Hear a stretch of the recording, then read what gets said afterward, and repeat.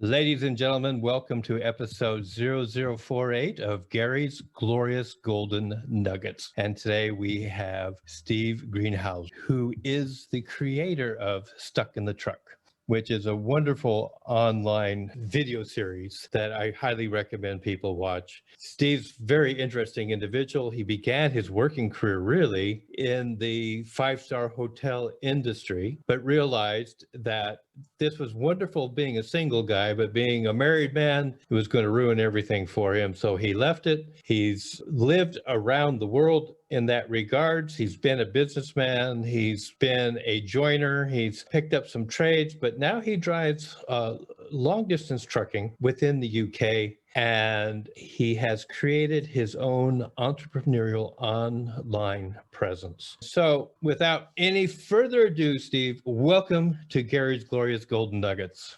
Hi, thanks for having me. Well, it's really good to have you here, Steve, because I think you're going to bring in some very interesting perspectives in regards to being an online entrepreneur, areas of leadership that you have to employ, whether it's only leading yourself correctly or helping other people to get their lives figured out. The other thing that I think is that there's a spiritual path that seems to materialize when people get into this world that really, for myself, I did not expect. I did not expect that there's this energetic presence that's going on when we're involved. I'm slightly less esoteric than a lot, although I'm spiritually based. A lovely saying, a man will sit on a long time with his mouth open before a roast duck flies and get the duck. You really do. And so many of these people that come across online will say, I'm manifesting, I'm manifesting, I'm manifesting.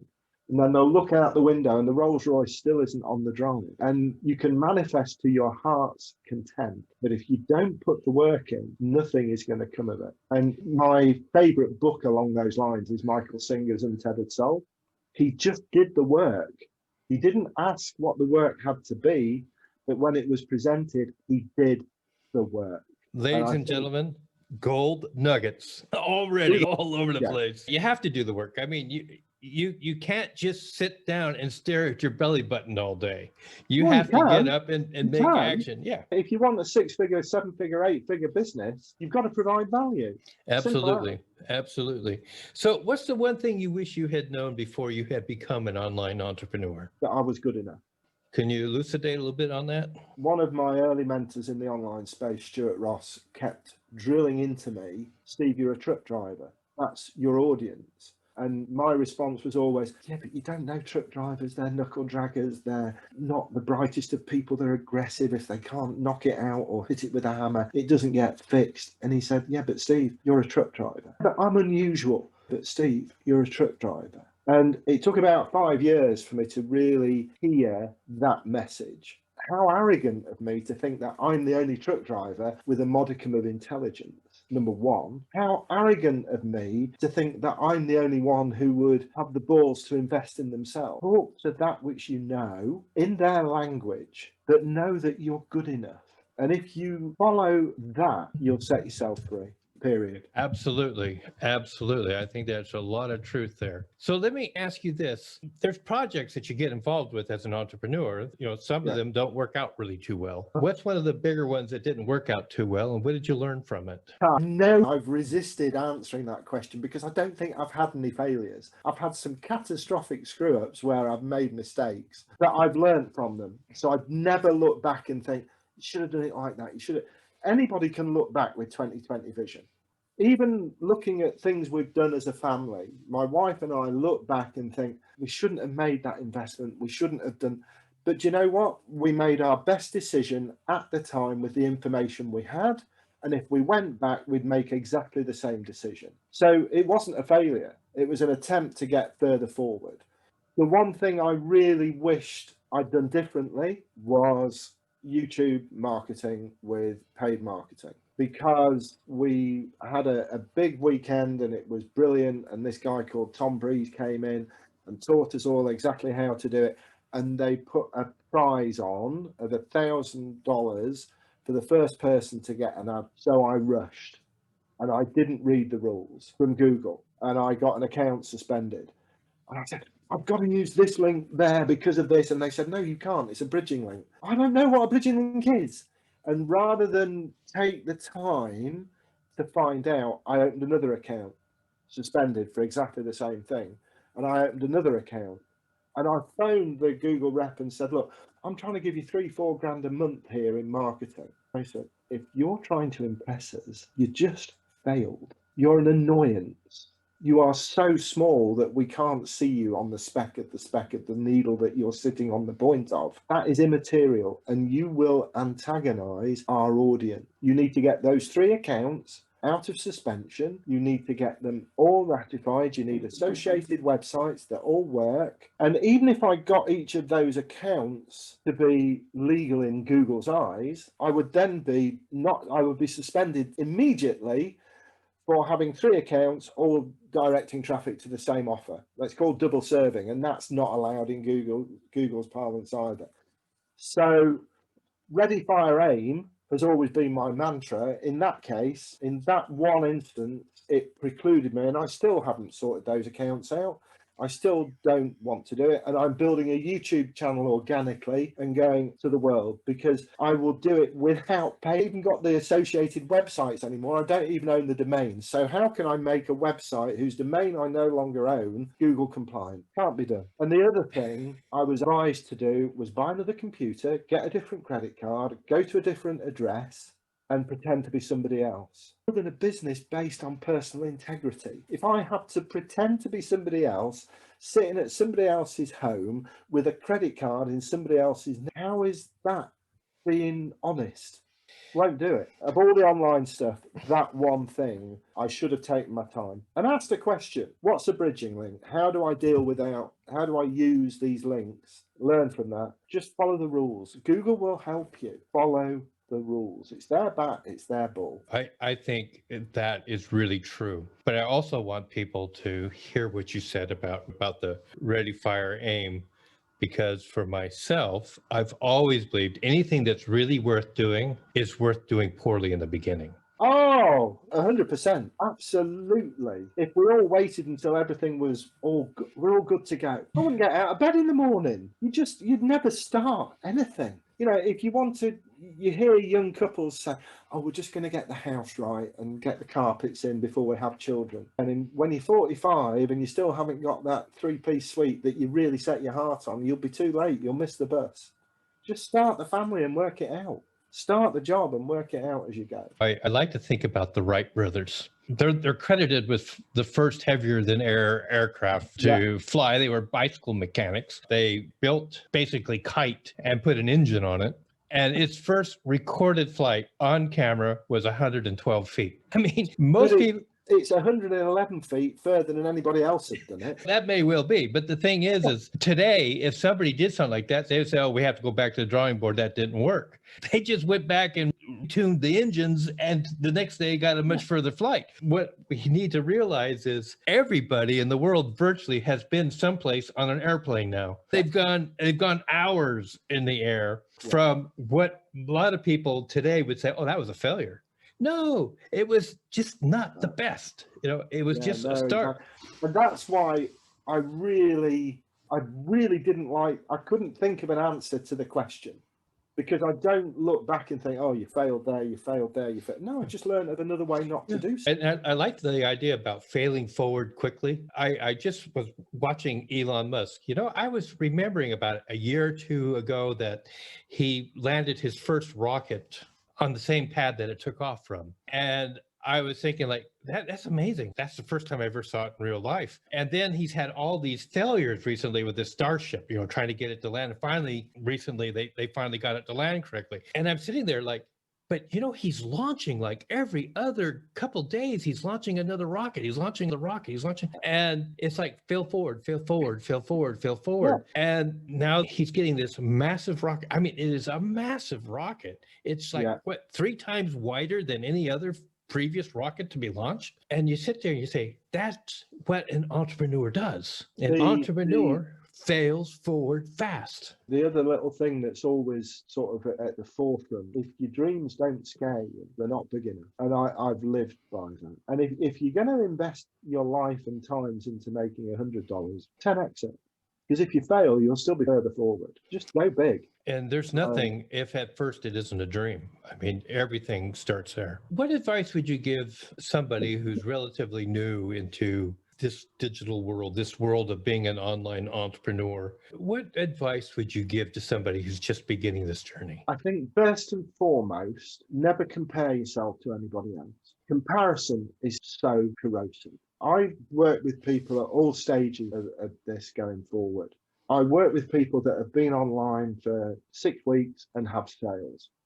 I've worked with people that have been online for 6 years and are still, in fact, a call yesterday, a lady that I've been working with for 5 years said, I found it and I thought, oh yeah, great. What? I've got my domain name and I absolutely love it. And I'm thinking, that's great, Mildred. That's absolutely fabulous. So pleased. Now, if she was looking around and watching what everybody else was doing, she would stop it dead because she would think she is not. Her journey's just different.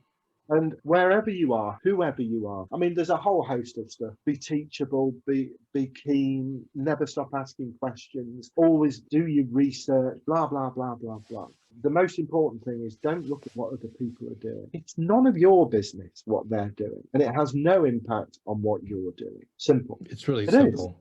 You don't have to be perfect. Just be better today than you were yesterday. I was just at a conference this week where one person talked about the imposter syndrome, feeling like they weren't good enough, that they had no authority, that they lacked authenticity, that they went through this for 5 years and they recently got married and their wife says, just get over yourself and get on with it. I thoroughly believe that anybody who is standing outside of what is considered normal will feel a certain level of imposter syndrome. Everybody does. And even great people on stage, in film, voice in their head that's going, I'm getting all these awards I was really like. But we don't.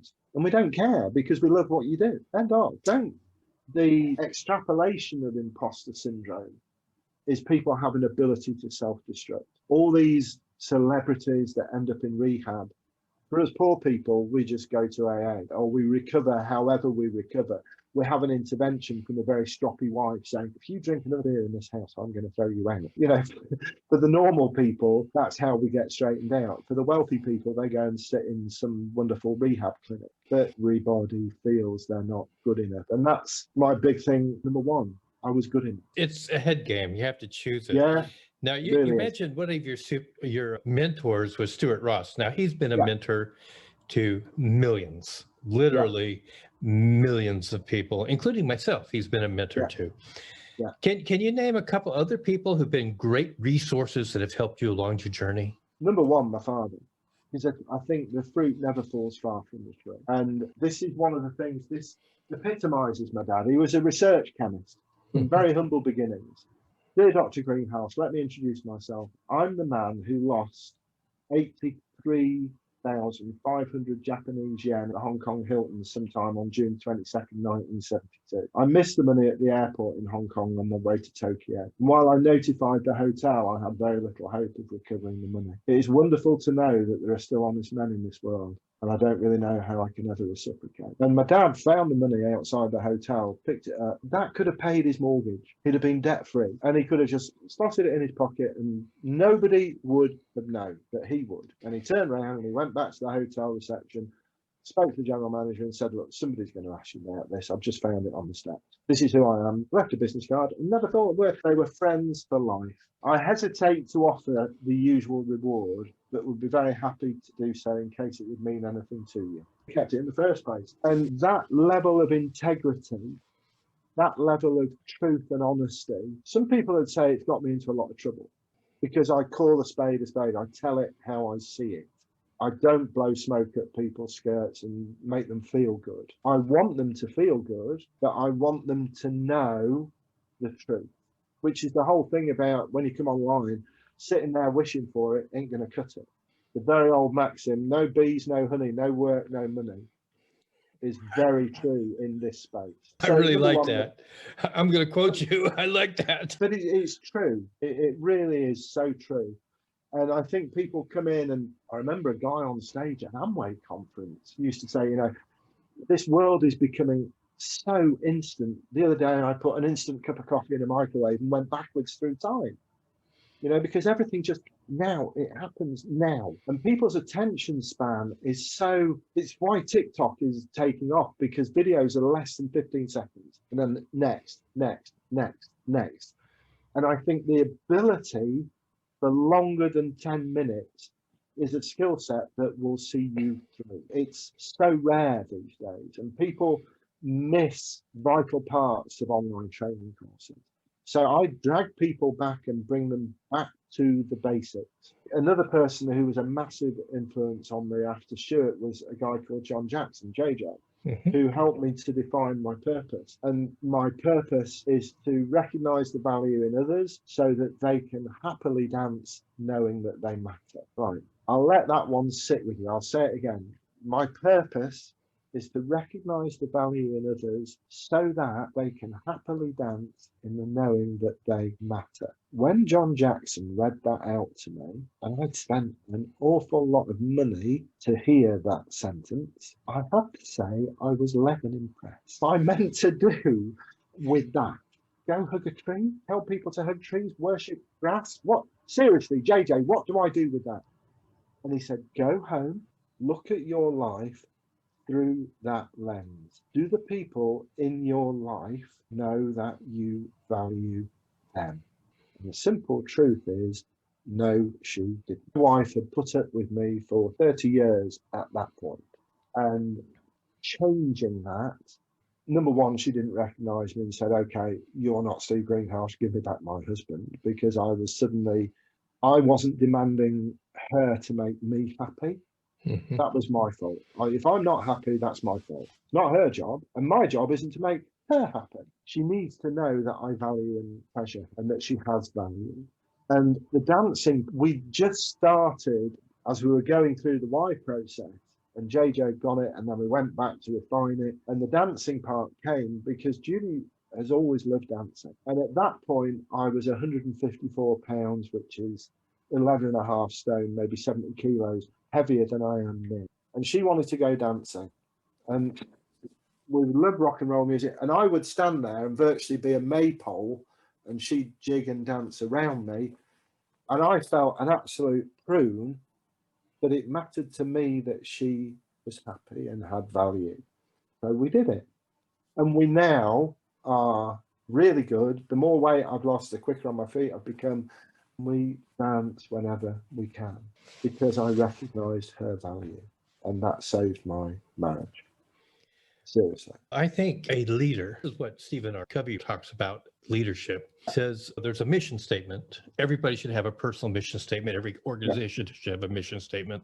Basically, when you are a leader, those that you preside over, those that you serve as a leader, your duty is to help them understand that mission statement so clearly that they can see themselves in the mission statement, which unlocks all of their creativity and potential to achieve the mission. And I think that what you have just said, paired with what he has just said, if every person listening to this podcast truly understood that, the world would change overnight. It would. And it's getting better. Do you know the starfish story? Yes. Tell it. Do you want me to share it? Yeah, go ahead, share it. A wealthy businessman is walking across the beach every morning as he does in the Bahamas, and there's been a storm overnight, and there's hundreds of thousands of starfish washed up on the beach. And he looks into the distance, and there's this young kid picking a starfish up at a time and throwing it back in the sea, and picking it up and throwing them back into the sea. And he walks up to me, he goes, young man, what are you trying to do? He said, well, I'm saving starfish. He said, look around you. How on earth can you hope to make a difference to all these? And this is a 6-year-old, and he bends down, picks up the next starfish, throws it into the sea, and he looks him in the eye and he says, made a difference to that one. And the businessman stayed on the beach for the rest of the day, throwing starfish back in the sea, making a difference to that one. And if you make a difference to the next one that comes to your life, how else are we going to change the world? One at a time. Steve, you are such an interesting man. I'm going to put it in the show notes, folks. But Steve, what are your contact details in case somebody wants to get back with you? The easiest way is search for Steve Greenhalgh on Facebook, stuckinatruck.com, stuckinatruck.com. steve-greenhalgh.com is my home website, and steve@steve-greenhalgh.com is my email address. Just reach Super. out. Super. We'll let everybody know. But here's the hallmark of our show. 2 minutes to tell the world whatever's on your heart. You've told us so many wonderful things, but the time is now yours. I'm going to go back to my father, and he was a fly fisherman, and I keep these with me all the time. Okay. And the importance of that little tin is my marketing message. Anybody who wants to get into marketing, it's really important that they hear this. My dad would go fishing, and he would start with that fly in that corner 3 times. And if he didn't catch a fish, he'd change and go to the next and go to the next and go to the next and go to the next until he found a fly that they responded to on that day. They're all different. And then when he got into them, he'd catch 4 and go home. And the point is, as my dad used to say, the fish are always hungry. They will always eat, but they need to be shown the right food. The people we're marketing to, our audience, are always hungry, but you need to share the right food. Get your message right, talk to your audience properly in their language, offer them something that they will appreciate, and you'll always make it. And that's it, really. It took a while to get you on this show, Steve. I'm so glad that we got you here. It has just been one golden nugget after another. You're welcome. I'm also known as the guy that you'd thank if I cut your throat, but that's a completely different story. I just tell it as it is, Gary, because I don't see the point in leading people up the garden path. Wonderful. Ladies and gentlemen, that's going to conclude this episode of Gary's Glorious Golden Nuggets. If you've enjoyed it and you haven't subscribed yet, please do subscribe. Follow the podcast. Follow the YouTube channel. Double click the bell on YouTube. And also, please don't be afraid to share it with somebody you think who might need to hear the message or would enjoy knowing more about what we are talking about here. Leadership, entrepreneurship, spirituality, self-help, self-improvement. And with that, I thank you, Steve, for being our guest today. And we bid you adieu, ladies and gentlemen, until our next episode.